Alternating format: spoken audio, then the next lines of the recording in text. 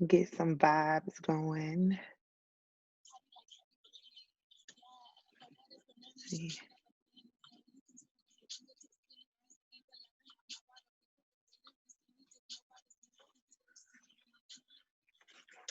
Hello, everybody. How are y'all? Welcome to discussion number 2 for Stamped from the Beginning. Today is Tuesday, September 29th. I'm recording this at 1 o'clock in the afternoon Central Time, but you and me both, we are both watching this at 6:30 p.m. Central Time. I'll explain how this even possible later. But I want to give some people time to come into Facebook, come into the space, give yourself a thumbs up because you're here on time. If you are happy to be here, if you've read your book, if you have questions, give me a thumbs up, like this video. Make sure to leave a comment. Tell me where you're from. Tell me what chapter you're on, what you're excited to talk about tonight. And make sure you share this with your people. Share this video with all your Facebook friends and your family and everyone that you're connected to on social media so that we can have this extremely important discussion. And even though it's important, even though it's a serious topic, we still want to have a little bit of fun and make it light where it's possible. I don't know how many moments we'll have to be lighthearted, but I'll certainly try. I'm gonna adjust my light here because I'm a little white. Don't want to be white, okay? No offense to white people, but you know what I mean. I want my makeup to match my face. Okay. Okay. Again, we're going to get started in just a moment. So go ahead and like this video. Give me a thumbs up and be sure to share it with your network.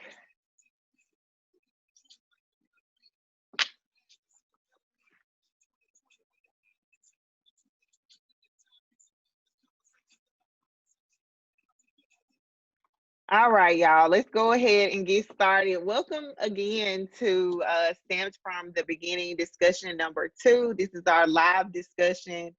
I am your host and the founder, creator, whatever you want to call it, of the Unlearning Movement and the Unlearning Anti-Blackness Book Club, which is probably why you are here. So thank you for showing up this evening. Thank you for making that personal time sacrifice for doing the work that this extremely important cause requires. I'm happy to be here and I just want to welcome y'all. You probably can tell that we're doing things a little bit different, and that's on purpose. And I'm going to get into it. But before I do, I just want to say why I chose this book for the book club in the first place. Okay, because I know some people are like, Jessica, what's the point of reading this huge book, this very thick, super thick book?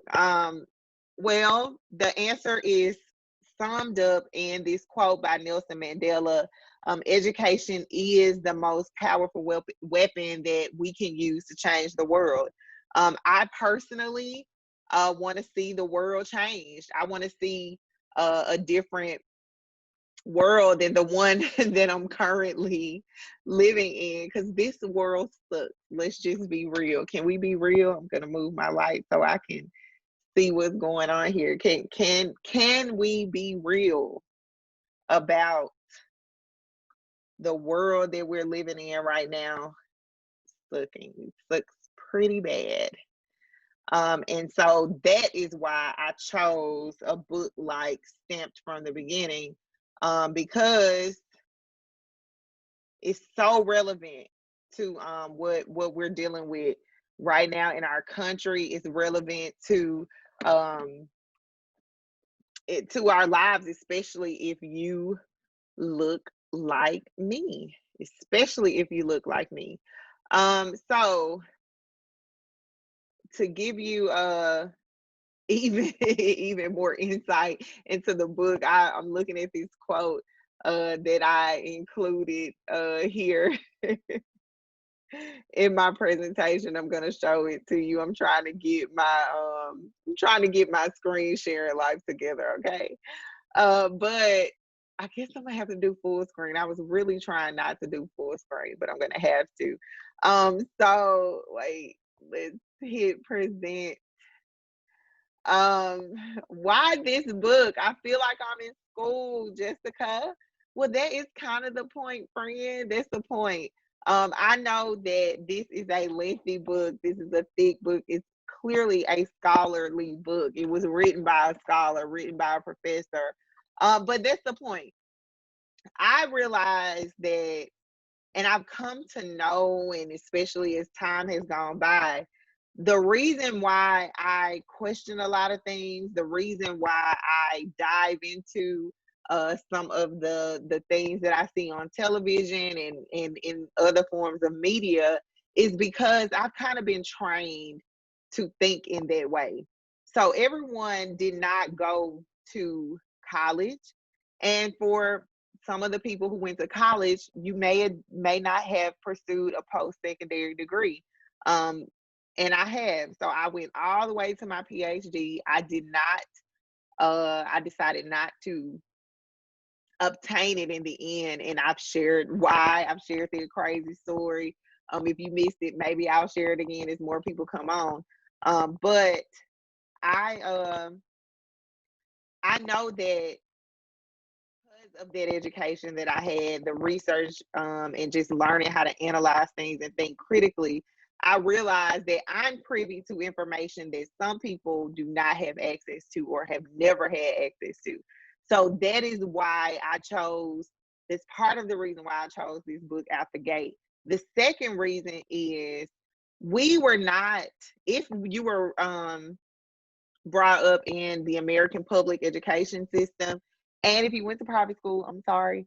Uh, Either way, we were robbed of true American history, true history of the United States, the early United States, pre-slavery, and even in slavery and Jim Crow. We were just robbed of a lot of things that we should have learned. And it makes sense. You know, I was talking to my sister today about why I kind of like I used to feel upset about what I didn't know, but it makes sense why I didn't know it. I was never supposed to know it. And so that's the importance of questioning things, and being able to think critically about information that's been given to you, and knowing when there's something missing from the story. Like this just can't, this is, you know, it just doesn't make sense. So that's why this book. This is a book where, though it's a scholarly book, it's written by a professor, it's very easy to digest, as you have already probably been able to tell. And so I thought that it was good. And the fact that it goes to pre-colonial history about America, that's where we need to start. I used to tell everybody, look, we ain't talking about racism and black folks and the black community, the government. We not talking about that if you ain't gonna talk about slavery first. And so now I take that back. So to everyone that I've ever said that to, I'm taking it back and I'm going to amend my statement and say that if we cannot start with pre-slavery, we can't have a conversation. And so, you know, you'll be able to see why I say that as we go on. So I just want to do a little housekeeping and talk about the discussion rules. Um, there is absolutely no hate speech allowed in my space. You can speak freely. I know we have the right to free speech, but as for this discussion that's on my platform, that is moderated and facilitated by me, no hate speech or racist rhetoric allowed whatsoever. I will report you. I will block you from this discussion, future discussions. I'm basically going to put you in your place. So just like do us all a favor and not do it. If you just so mad and you just gotta say something, just dislike the video. Go ahead, do that, get it out your system, and go on about your day. Okay, now that that's out of the way, no question is a dumb question. To me, there's no such question as a dumb question in this space. In this space, there's no such thing as a dumb question. And just remember that whether you're the person that has the question, or you're someone who reads the questions that you may feel like is not a good question, we're all in different spaces or different moments in our journey. You know, we're all unlearning things. We're all learning new things. And so the questions are going to be reflective of where we are in our journey. And no one person is in the same spot, and no two people's journey will be the same. So don't be afraid to ask questions.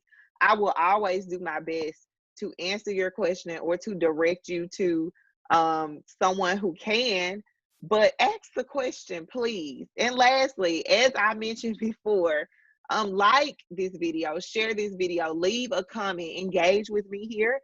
Because by you doing that, more people are gonna see the video. It's gonna appear on their news feed. We want to beat this algorithm that's really designed for capitalistic reasons.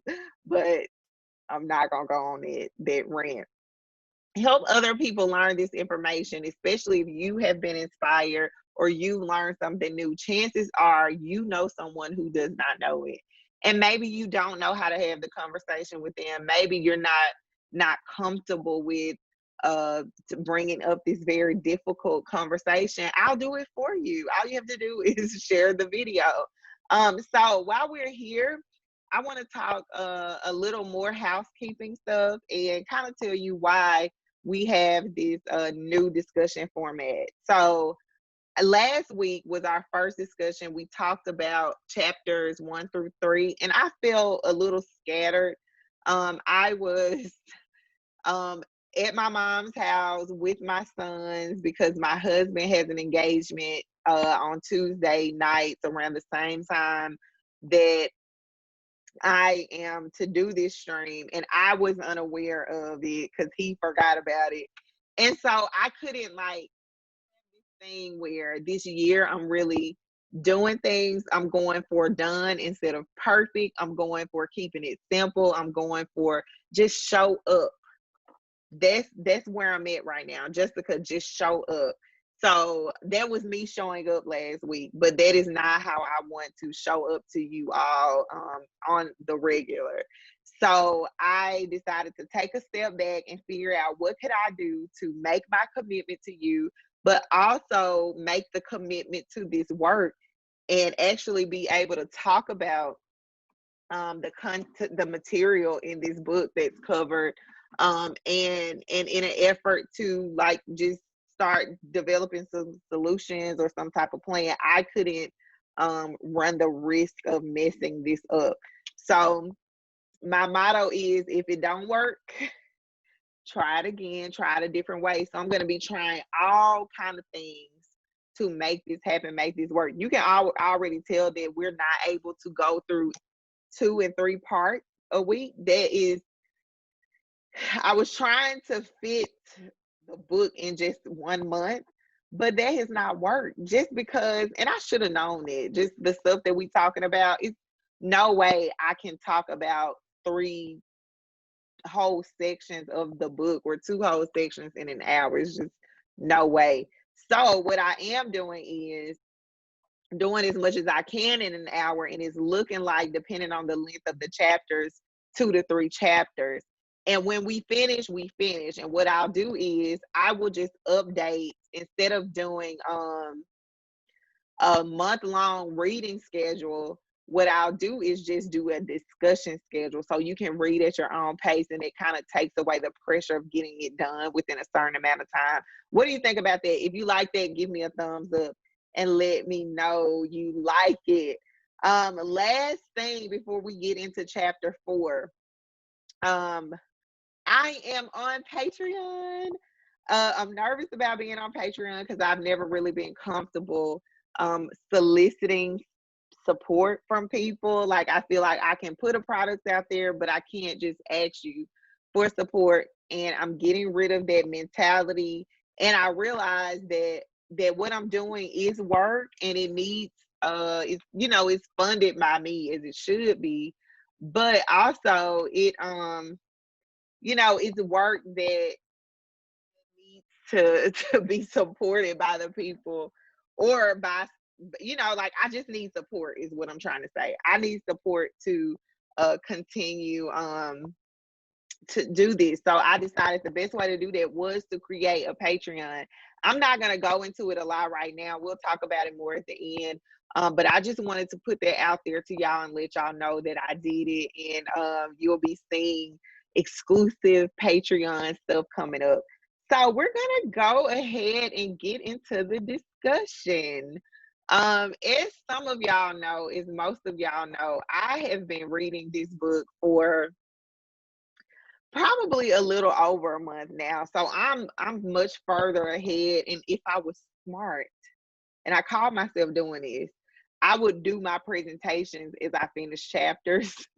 So I'm so far ahead now. I got to go back in time and put it together. So until I get caught up, I'm gonna have to stop reading so I don't go too far ahead. But we're in chapter 4 as it pertains to the discussion, and the title of chapter 4 is "Saving Souls, Not Bodies." And listen, let me tell y'all, I have really, really, really been struggling in the area of my faith. And I talked to a friend about this yesterday. And it's not like, don't get me wrong, I am not by any means renouncing my faith. I'm not in any way doing that. I'm trying to actually hold on to my faith and to what I have known and tried to practice throughout my life, especially as for the last couple years. But it's very hard to, like, it's hard to make it all make sense. And I know, like, some people, especially because I'm a Christian, I know the spiel. Like, I've heard the scriptures my whole life. I know the spiel. I know what you're supposed to do. I've taught Bible groups. I blog about it. It's the whole reason why I came back to blogging, and to be going into this study and having these thoughts that I'm having. It's rough. It's really rough because some people say, and I talked to my pastor about this. I had to call a meeting with the pastors. I was so distraught. But I talked to my pastor, and I've heard this before about how there were Africans who were Christians before slavery. But listen, this is how I feel about that. They are in Africa. We ain't talking about them. We talking about how Christianity got to America for Black folks, because we don't live in Africa. We never have. So that's kind of irrelevant to the point. And the point is, Blacks, Africans, Black people were converted to Christianity as a means to keep them enslaved. And so when I think about like right now, the difficulty I'm having wrapping my head around Breonna Taylor's case, and how there was absolutely no justice for her. And I think about, well, if her life did not matter, how does my life matter? And I told you in a live stream that I'm going to talk about that more, and I will. But just how do you wrap your head around that? That could have easily been me. She was not at the wrong place at the wrong time. She was at home asleep, and the police came in and killed her. And the apartment wall got more justice than she did. She got absolutely no justice. And the settlement that was paid to her family, that was hush money. You might as well call it hush money, so that we will shut up about saying her name, and that her family will let it go. But it's not working. And I'm so glad that we are in a place where we're just not accepting it. I won't say that we've always accepted it, but we're louder and prouder about it now. And so, thinking about that, it's like, well, I'm supposed to have hope, and my hope is supposed to be in God. And God, but So does that mean that I have to trust his plan, even if that means that my life I'm subjected to oppression, and that it easily could have been me, that it's not about who it was, it's about the principle that this is a Black life and what happens over and over and over again. So if my hope is supposed to be in God, at the end of the day, you trust God and you trust his purpose and your plan, but is it in his purpose and in his plan for me and the people that look like me to be subjected to that? So it all sounds very much like I can make the connection how that was meant to keep Black people from challenging their enslavement, and also putting their hope in someone greater or something greater, and just living, like I can see the manipulation, and I'm sorry, it feels the same, especially when the church is not speaking out about these things, or they're not choosing to make this issue the main issue. And I'm sorry, it is what it is. I feel like, this is America's original sin. This is what this country was founded on. This is what people have gotten wealthy on, while the folks that it has affected get progressively poorer and worse off. So make it make sense. Make it make sense to me, especially from a religious aspect. And this is coming from me, the Christian influencer, the person who's gone into this space. And so to be having those type of conflicts is rough. And to be able to not escape it is even rougher, because I can't escape my Blackness, not for any moment of any day. I was telling my friend, one of my favorite things to do when I'm overwhelmed or when I need a break is to play my favorite video game, Red Dead Redemption. And I play it as a means of escape. And so I got to a certain section and territory in the game where the Klan was in the trees burning crosses. So I can't even escape my Blackness in my video game, because here it is in my face again. So that's a lot to deal with. And I think that we have to really stop, like, we can't act like it ain't there, act like it doesn't exist. We can't continue to just have business as usual, because it's affecting people's lives in ways that it comes out differently from how it feels on the inside. So it comes out as someone being depressed.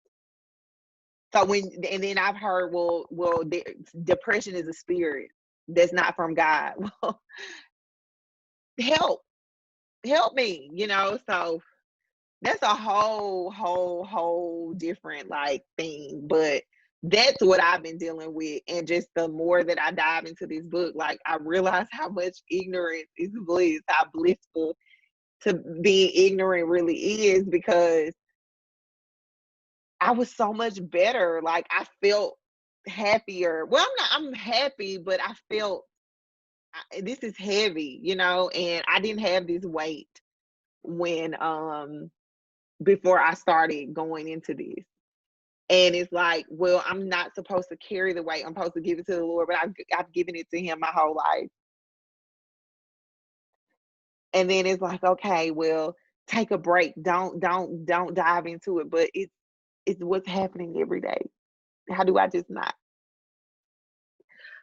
So let's keep going. So as you'll see, I made a presentation for you all because I'm serious about this educational component of this book club. It's social, it's fun, but we're here to learn. So one of the figures in this chapter is Richard Baxter. He was a Puritan church leader. He was ordained at 23, and he authored one of the most influential books in the practice or Christian theology. I think that's how you say that. Here's a quote from him. You can read it, you see it. Make it your chief end in buying and using slaves to win them to Christ and save their souls. Be sure to let their salvation be far more valued by you than their service. I love that Kendi, who is the author of the book, pointed out that Baxter felt that Africans had the same souls as white folks, but what we're doing to them physically doesn't matter. And that's kind of what I just expressed. This is actually something that I'm dealing with here today in 2020. And this guy died in 1691. And when I was looking him up, I thought it was very, very, very interesting that Christianity Today, which is a popular Christian online publication, I'm not sure if they have a print version, they profiled him as a leader in Christianity. They profiled this racist person, but nothing about views on Black people in slavery was ever mentioned in the article. And this is how history gets erased, and why people don't question things, and why people don't question their belief, because all of the bad stuff has been omitted. So I thought that was very, very interesting, that he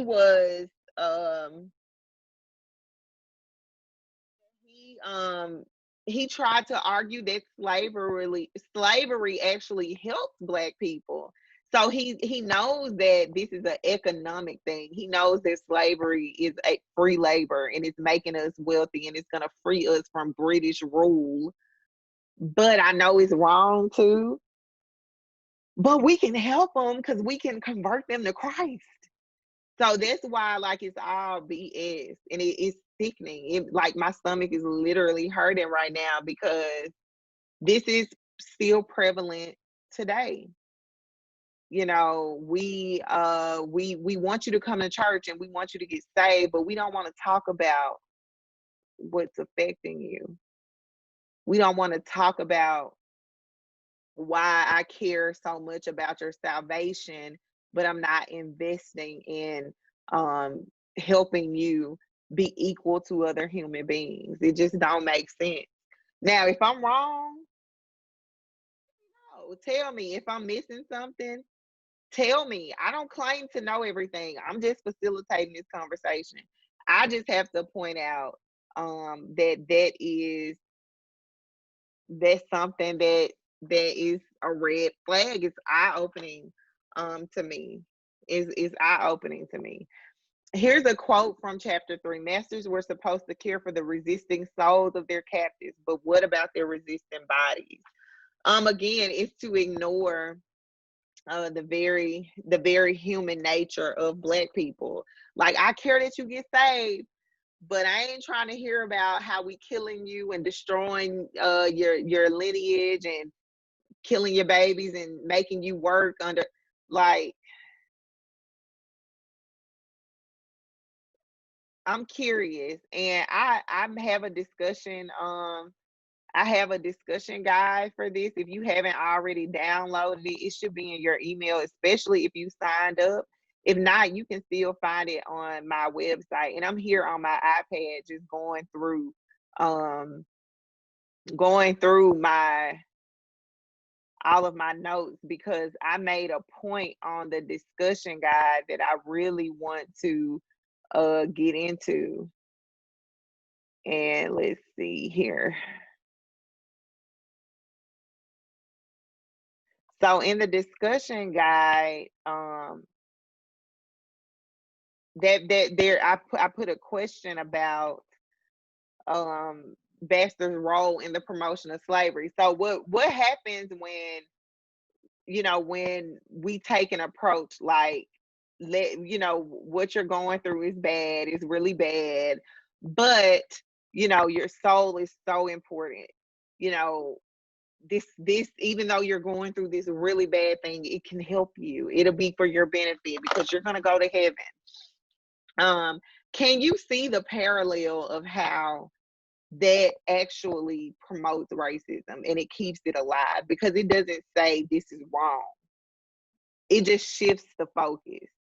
And I'm curious to know, other than that way, is there any other way that you can see how it's been allowed to continue? Because that was one of my questions that I had a lot when I was reading this. I'm like, or before I decided to launch the book club, I just kept asking, like, how are we not talking about this in church? How are we not dealing with this? How are we not questioning this? Why are we not discussing it? And this is kind of my answer, that we're not discussing it just because we're not discussing it, because you need to focus on your soul and getting into heaven and being right and not doing people like they do you.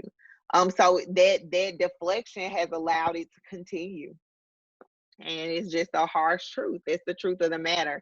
Y'all need to join my Patreon, because I put a you need to become a patron, and you can get access to this information for $1 a month. Literally, like, you wouldn't even miss that.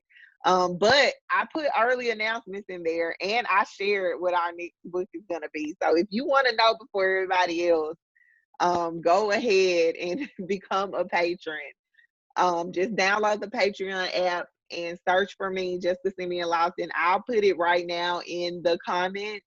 But it's related to what I just said. Bonus points if you can guess it in the comments. But yeah, we're gonna get there. I know I'm talking a lot about the church, but we're gonna get there. Let's keep it moving, because I got 10 minutes before I have to hop on a call, and then I'll have to come back and record it. And I'm really trying to just keep one video and not have to edit it at all. But I don't know if that's reasonable anyway. So let's keep it moving. John Locke. So I think, now, I looked into him. I did some research on him, but I didn't look to see if he was the same John Locke with Pocahontas, which we all know how that story was manipulated, and everything that we learned.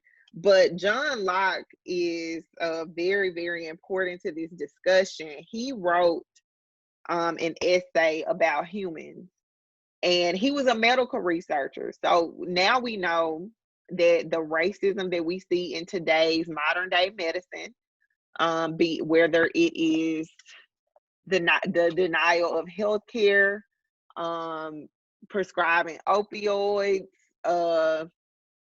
not giving people the medications that they need. My mother has personally dealt with that type of situation. Racism is embedded in everything American, every single thing American. And so we have a racist who was a philosopher, medical researcher, published a very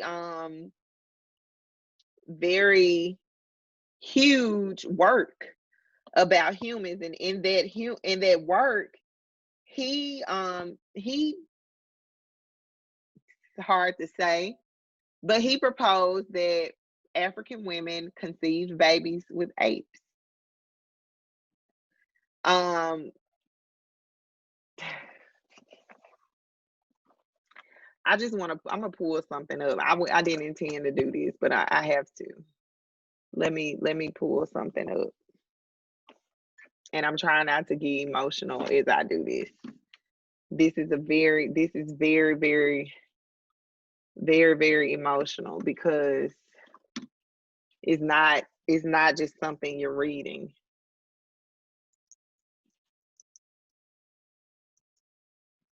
It's not something you're reading. This is real life. I'm looking something up here, so that I can show you that this is not a game. This is not a game. Where is my Zoom thing here so I can share my screen? I don't know if y'all remember, the Obamas have been compared to apes in all types of different work. You see this here? A county board member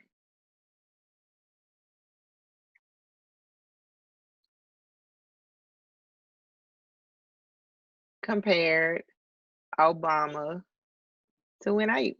This is real life. This is not made up. Y'all remember this? I know you remember this.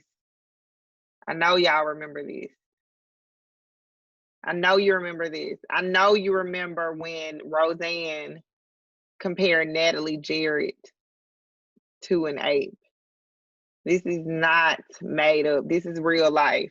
And it started, I mean, the examples are abundant. You know, you don't have to look far for this. You see it here. This is the Miami New Times. This is a media outlet. Now it's independent, but this is a media outlet. Here we go. Obama, here Roseanne compared Obama aide to ape. A woman called Michelle Obama my forever first lady. You know, we have a first lady who posed naked, no class whatsoever, no self-respect. And don't say that posing naked is empowering. It's not. But it's okay. And this is why it's not empowering, because it's not okay for everybody. Now, a Black woman could never do that and be first lady. Michelle Obama could have never done it. And that's why it's not empowering. So, you know, this woman, she called West Virginian woman, called Michelle Obama ape in heels. I think she was a teacher. And then she went and committed fraud. So you're not even a good person, period. You a liar and a thief, and you got the nerve to call somebody an ape. I'm sorry, that pissed me off. But here we are, John Locke publishing this medical research, a prominent research, saying that African women conceive babies with apes. How the hell is that even possible? And it also reinforced hypersexuality for Black women. And this is the problem with Megan Thee Stallion promoting herself the way that she does. I love her as a person, but I'm kind of having to reevaluate that, because she's clearly lost. It's clear. It's obvious. And anyone who you can't, and we said this last week in the last stream, because I know that comment probably just made a whole lot of people mad. But what I'm saying is, you can't claim something that was not yours. It is not, people put that on you. People told you that you had to do that. People told you that this is where your power comes from. And those same people are the ones that said you had babies with apes because you just so sexual. You can't help it. And now when you put yourself out there, you just reinforce a stereotype that is negative and that has a negative history, negative connotation. Now you just put that on yourself. Because at the end of the day, your body's not an exhibit. It's not for display. Whether you are the most confident, sexually liberated, empowering woman, if you truly are, you don't have to put it on display like that. You don't have to prove a point. And so that is a point that's rooted in racism. And I just hate to see, us do it to ourselves. And I'm saying us as in Black women, as in someone who has approached life that way myself. I'm not judging her. Maybe I am. I'm not trying to judge her, because it's something that I've done. I felt like I needed to wear clothes that made me look half naked, because it was, you know, like, I can do it. And I've been through all that phase. I'm 32 now. I'm almost 10 years older than her, maybe more or less. I don't know, give or take. But I've been there. And I know that that's not cool. That's not the way. But anyway, that's who John Locke is. Let me go back into my presenter mode so we can keep it moving. So this next slide is really important for the discussion, and it's Bacon's rebellion. I don't know if y'all got to this part in the book, or if you saw it the way that I saw it and made the connections. But Bacon's rebellion was basically, what happened with this is that Nathaniel Bacon was a poor white farmer who was facing threats by Native Americans who were trying to protect their native land. So he was like, listen, they're saying, look, this is my land. I'm native to it. This is mine. You came here. I was here first. He felt threatened by that as a poor white farmer because, hey, white was right. White is the standard. White is the benchmark for everyone else, regardless of the fact that y'all were here first. He was threatened by that. He wanted his local governor, the governor of Virginia, to help him, send him military support to fight off these Native Americans who were trying to protect their land. The governor refused. And he went around recruiting people, recruiting a mob to uprise against the governor. And he told Jamestown apart. So this is like the first armed uprising against the government in America, 1676. It was white servants, black servants. So at that time, white people could be servants too. They were servants too. So the whole prior to this, black people were not the only slaves. So look at the time. Black people have been enslaved since the 1600s, since 1619. So up until the 76, pretty much around that time, we're still not even in the 1800s yet.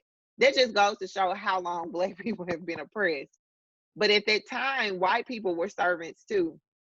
I'm not well versed in how or why, so I can't really speak to that part. But what I will say is what ended up happening is that the government realized that there had to be a permanent separation of white and black people. There had to be a permanent separation of poor white people and black people. White people had to always be on top.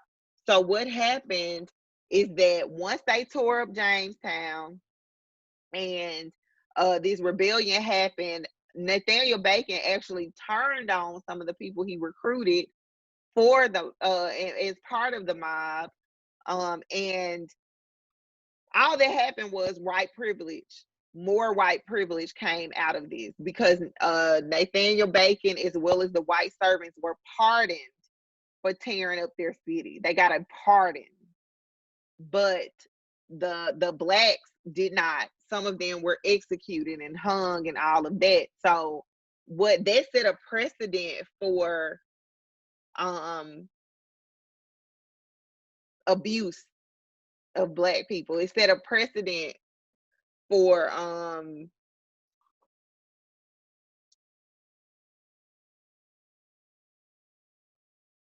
this tension, this animosity between blacks and whites.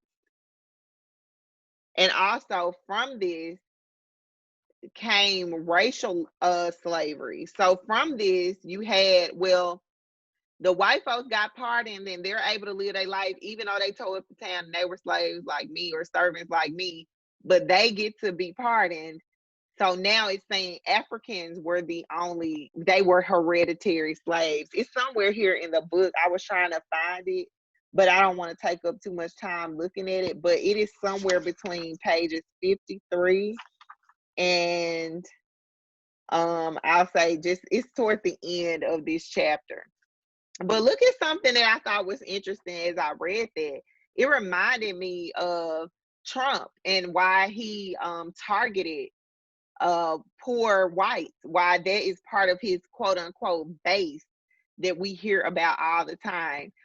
So politics have now become about your base, and his base is poor white. So he's really using them and manipulating them to get the vote because he knows it speaks to that feeling of we're on the bottom, but it's some black people doing better than us, and we should take back our power. It is literally the same thing from Nathaniel Bacon's rebellion, the movement that you saw with Trump speaking toward the rural, uneducated, poor white. Do you see it? Do you see the connection? Do you see it?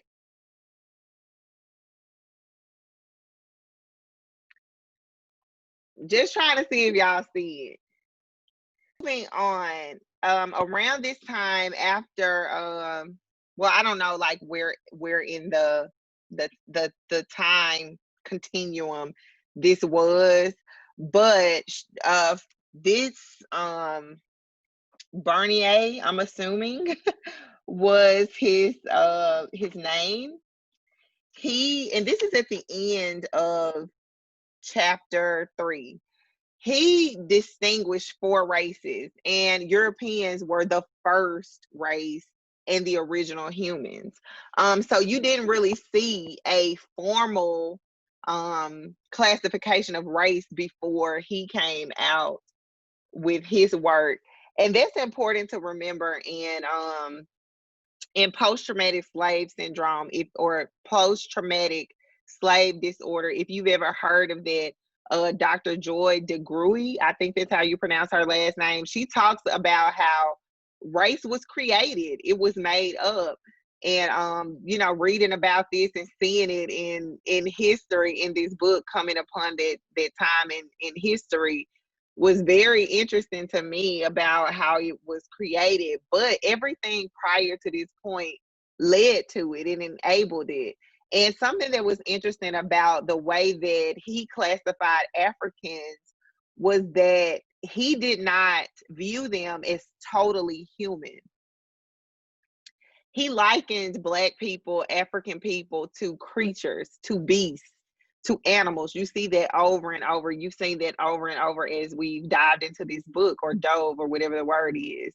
And so it's interesting that while Black people were not completely human, or they didn't acknowledge their humanity, they elevated the sexual humanity of them by focusing on the genitalia and the physicality of Black people. So they were very consumed with eroticizing Black women.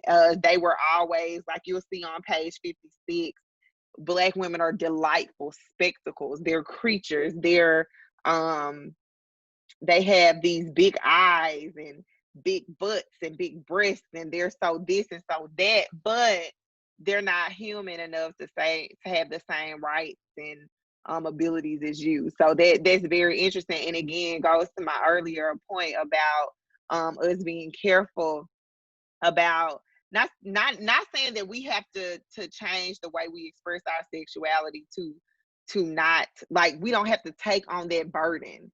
We don't have to take on the burden of racism in our own lives and how we express ourselves. We don't have to take that burden on, but we do need to be aware of it and aware of the history and the root of it.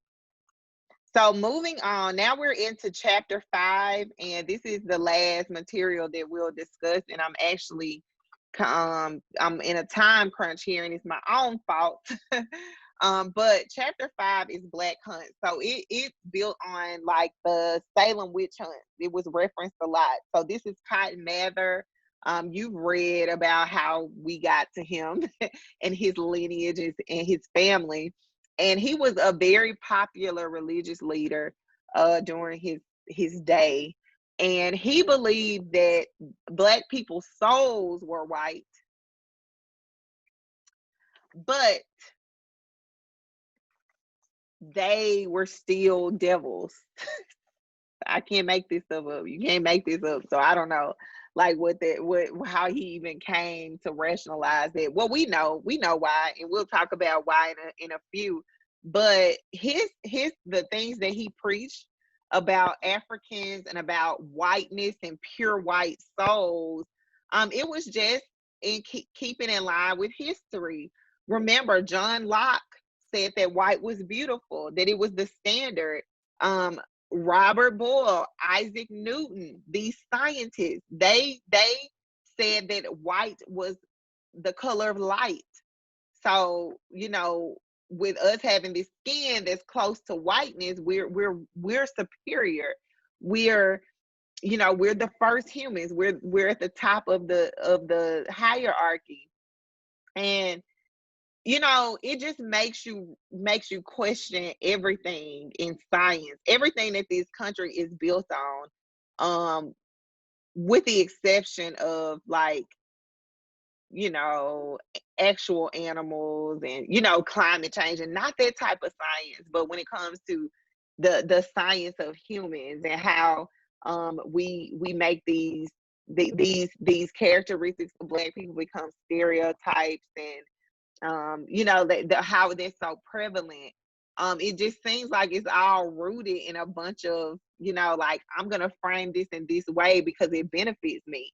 Yet it has had implications across centuries and generations, and it's a lot to unpack. And we know that how many of you have seen tell me in the comment section how many of you have seen a Black Adam and Eve. I have always seen Adam and Eve depicted as white. Always. Always, always, always. Um Jesus, we've seen him depicted as white. There's this whole thing of white Jesus, and that's why a lot of people don't believe in Jesus or believe in the figure of Jesus, because he's been depicted as white. And a lot of people touch on this. We'll dive deeper into this, but it's so many religious themes in this history that you just really cannot ignore. And that's the reason why we keep coming back to it.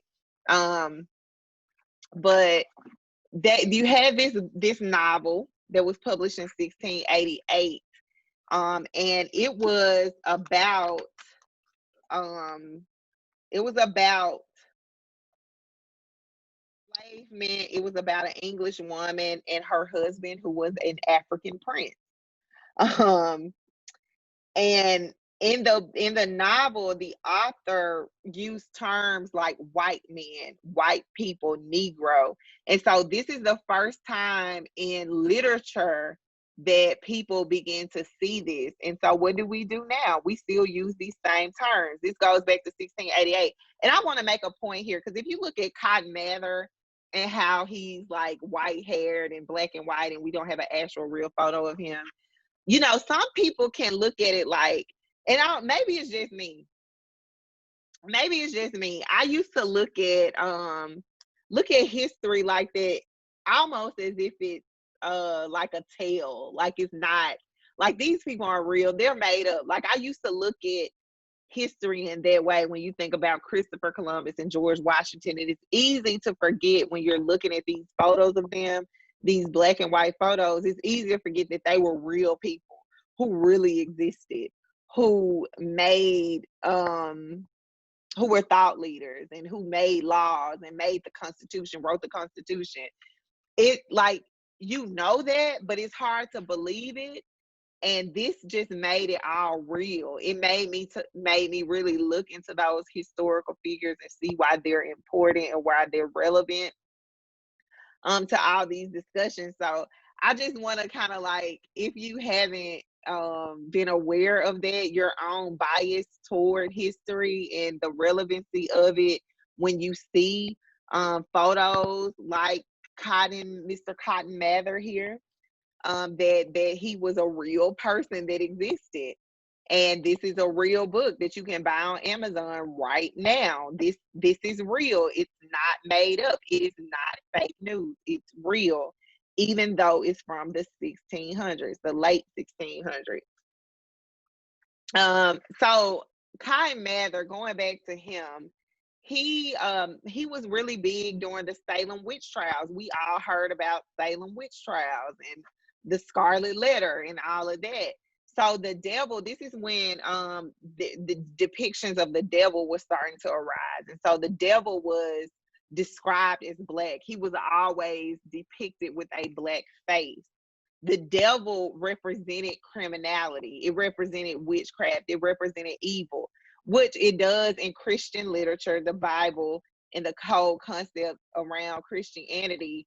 But what it also did was it made blackness, it criminalized blackness. And we even see this now. Black people are profiled day in and day out. I was just treated as if I was trying not to pay for my husband's birthday cake at Nothing Bundt Cakes in town, in the town where we live, the city where we live. I went to go get him a birthday cake, and everybody was able to come in and out with what they'd order or what they wanted. I ordered mine online, and the person, I made it, I made it clear, like, I'm here to pick up a cake that I've ordered online. And they cleared out everybody in there. And when she got to me, these are young teenage white girls now. I'm at least 10, 15 years older than them, maybe 20. And well, not 20, I'm not that damn old, but maybe 10 or 15 years older than them. And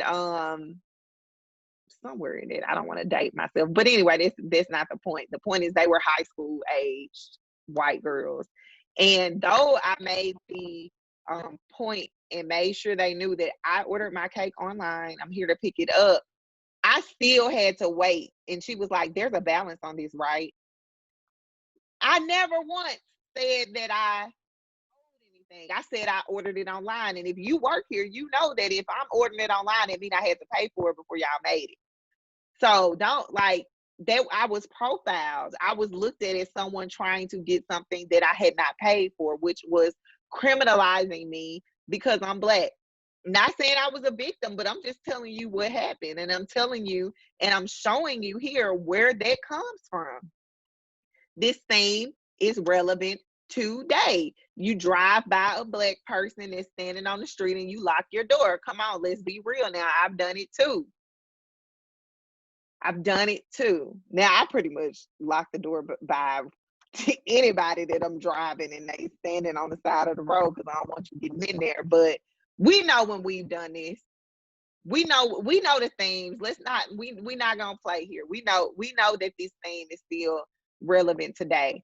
And so I wanted to end with this point about Cotton Mather. He was a religious leader, and he did not stop preaching about the witch trials, even though it came out to be foolishness, craziness. He didn't stop preaching about it because of the hierarchies that it reinforced. That focusing in on these individuals, it created a system, and it reinforced the system of race, forced the system of class, of discrimination. And it was beneficial to him to continue preaching about it because he's the beneficiary of the system. He was benefiting from the reinforcement of racist ideas and this theme that Black is evil, that Black is witchcraft, that Black is wrong, that Black is criminal. He benefited from it because he was a white man. He was a white elite man at the time. So he continued to preach it as the law of God. So now you have people who are using God again to justify their racism and their view on Black people. And it's just something that continues to get reinforced. And so if you're being told this over and over and over, you're shown it over and over and over, the law is on your side over and over and over, you're going to believe that you're right. And I want to end on this point specifically about the Religious Society of Negroes that was formed by enslaved Blacks in Boston. And it was one of the first known organizations of African people in colonial America, which is so important. And this is the stuff that I'm telling you, you have to hold on to, that there has always been an effort. Whether how successful it is not so much the focal point, but we should rest and hold on to the fact that there has always been an effort to be against this, that people were not okay with this going on. And Black people themselves had the capacity to organize on their own behalf. And now that organization did not, they weren't able to see it through. And the book goes into detail about that, but it's important to know that there was an effort, that this victim trope, this victim thing that people try to throw at Black folks, it's not true. Black people have always been trying to get their own, been trying to advance in life and in society. But when you are met with a law that reverses your own personal progress, then you are a victim. Period. So I'm gonna end it there. And I'm really excited about the way that this stream has gone. Let me know what you think about it. If you enjoyed it, again, give me a thumbs up. If you liked any of the points I made, give me a thumbs up. If you're gonna be here next week, give me a thumbs up. We'll come back and talk about chapters 6 and 7, maybe more. Again, the discussion is just going to kind of take its own shape. I'm realizing now that we just need to meet and discuss every week. How far we get, as long as we do at least 2 chapters, is cool. But we'll try to wrap it up within 4 or 5 weeks time, maybe 6. But we're 2 weeks, well, really 3 weeks into reading, 2 weeks into discussing. So we're making some headway. I'm gonna work on my presentation throughout the week, so hopefully I can cover more. And since I pre-recorded this, that also keeps us on schedule to have discussions, timely discussions every week, and for you to also leave your comments and we can engage in here without me taking away from the actual content of the book by focusing on those questions that I can revisit them at another time. But that's it. Thank y'all for being here. Remember to like this video, share this video, give me a comment, put it in someone's message, send it to them by email, text it to them. If it's someone who needs to know this, who should add to the discussion, or who should be thinking about it themselves, and you know that, please send it to them so we can talk about it more and we can all really be educated in this area. I just want to end with my Patreon announcement. So I'm going to pull up Patreon here in just a second so that you all can see what I'm working on, or what I have created for you all to support me in this endeavor. This is very new. I actually just finished putting it together, and I'm just getting it right here before I share it on my screen. Let's see. Here we go. Is this the public version? I think so. So yes, this is my Patreon. This is a way for you to support the content that I'm creating. So I've been creating content since 2012. I started blogging professionally in 2012. I could not pay anyone to hire me. I wanted to work. Let's see. Am I sharing? I'm sorry. I'm looking at this. I'm looking at my Zoom, and it was telling me that my sharing was paused. So let me try this again. But I have blogged professionally since 2012, and part of my entry into the blogging world was, one, like I said, I couldn't pay anyone to hire me. I wanted to work in journalism so badly, and kind of doing a mix of culture and regular news, and living in Mississippi and Jackson, fresh out of grad school. I just didn't have that opportunity. I couldn't go intern for free, out of state. It just wasn't feasible. So I created a blog in order to do that, and it grew to become a career that has afforded me a lot of opportunities. And so I've always been doing it. I took a break because I was going through some identity things. I talked about that on my blog. You can go back and read it about why I stopped mommy blogging. I go into detail there. But now I'm back. I'm creating content about the quest for equality for the Black community. I'm also talking about life, parents, and spirituality. And I'm talking about things that are specific for Black women. So if you want to support me, I welcome it. I need it, because I always want to elevate what I'm doing. I want to enlarge what I'm doing. I want to do things on a larger scale. And it's all to create positive change, to make a positive impact in the lives of people around me, whether it's publicizing their businesses, their podcasts, their individual endeavors, or also shedding light on things that we need to be dealing with within our community. That is my goal. It's not about getting rich. It's not about being famous. It's not about clout. It's not about any of that. It's about doing the work that the Lord has put in my heart, and also giving me these skills and the natural ability and talents to do. And I just want to do it on a scale where it can reach people. And that costs money. And right now, my husband and I fund everything that we do through our own work and different things, our work, and then our candle company. We use that to finance everything, to be able to produce videos and to make more candles, and just to everything we do, it all funds itself. So we just want to keep it going, to keep making that impact. So your contribution will go toward those things. So there are 4 different levels that you can become a member, become a patron. The first level is as an encourager. If you don't have a lot to give me every month, but you can give me $1, I'll take it. I ain't too proud to take $1 every month. And so even with $1, you'll get a personal thank you video from me, and you'll be able to see all the early announcements. So you'll already know if you're a patron now.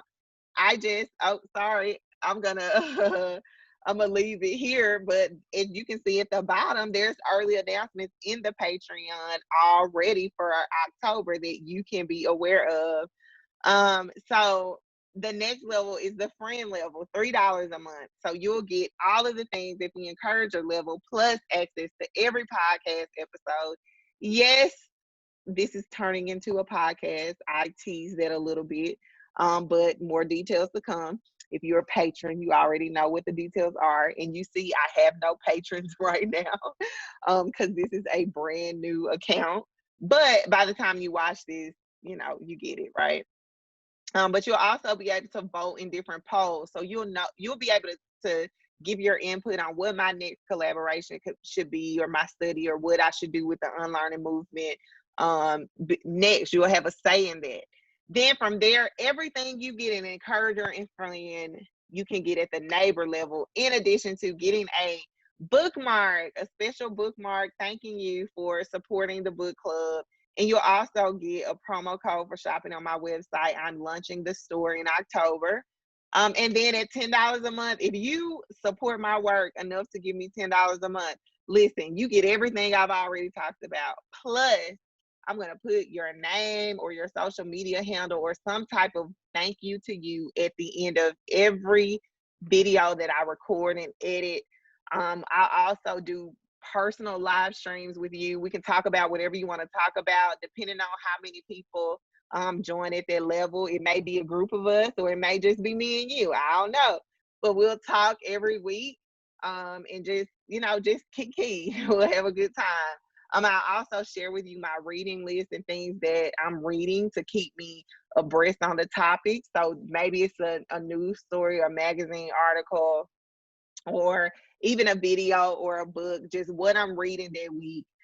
You can read it too. So I can be your source for all things Black news.